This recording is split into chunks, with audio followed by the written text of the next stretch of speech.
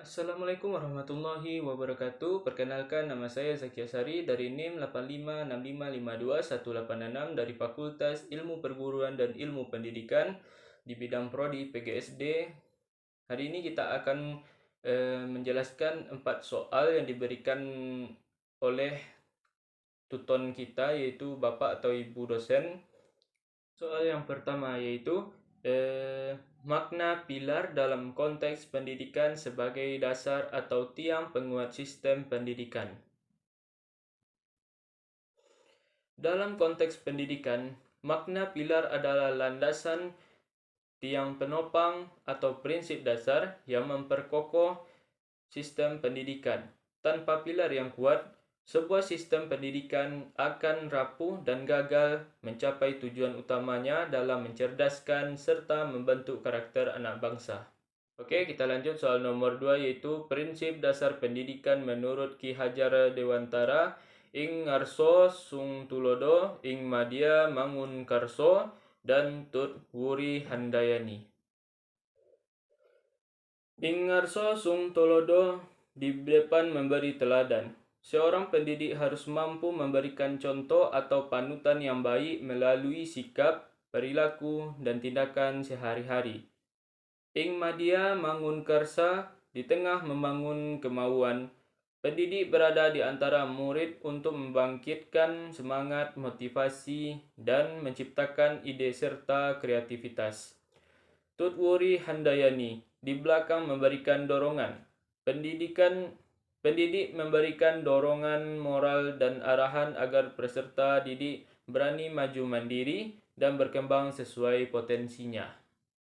Lanjut soal nomor 3, yaitu analisis relevansi dan tantangan penerapan prinsip tersebut dalam era digital, misalnya dalam pembelajaran daring, literasi digital, karakter peserta didik, dan peran guru.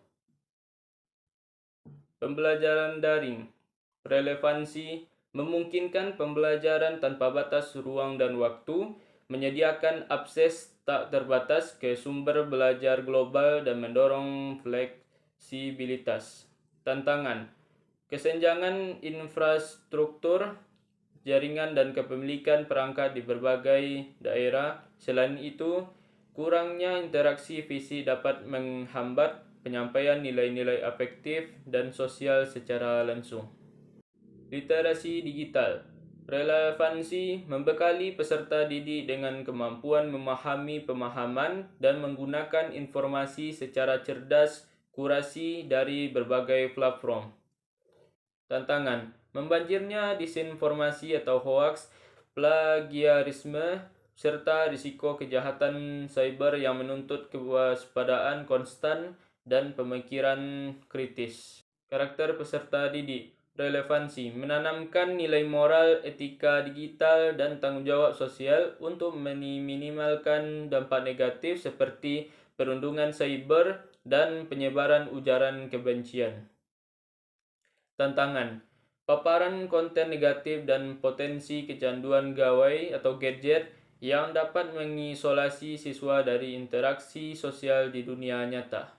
Peran guru, relevansi, guru bertransformasi dari sekadar penyampai materi menjadi fasilitator, motivator, dan kurator informasi. Tantangannya, tuntutan penguasaan keterampilan pedagogis digital secara merata, kemampuan menganalisis data perkembangan siswa secara digital, serta menjaga kesadaran etis.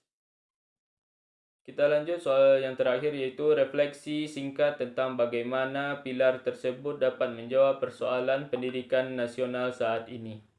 Yang pertama yaitu ada learning to know, belajar untuk tahu, menjawab tantangan era informasi yang rentan terhadap hoaks dengan membekali siswa kemampuan berpikir kritis dan rasa ingin tahu yang tinggi, bukan sekadar menghafal. Yang kedua, learning to do, belajar untuk melakukan, mengatasi masalah rendahnya relevansi lulusan dengan kebutuhan industri dengan mendorong pembelajaran berbasis praktik dan pemecahan masalah. Yang ketiga yaitu learning to be, belajar untuk menjadi, menjawab persoalan krisis karakter dan identitas dengan mendorong kemandirian, pengembangan potensi diri holistik, serta kematangan emosional dan spiritual peserta didik. Yang keempat, learning to live together, belajar hidup bersama, menjawab ancaman intoleransi dan pemecahan dengan menumbuhkan empati, kemampuan bekerja sama, dan menghargai keberagaman di lingkungan sosial. Oke, kita sudah menjawab 4 soal tersebut. Terima kasih atas perhatiannya untuk Bapak atau Ibu dosen. Kalau ada kata-kata yang kurang atau salah, mohon dimaafkan ya Bapak atau Ibu. Assalamualaikum warahmatullahi wabarakatuh.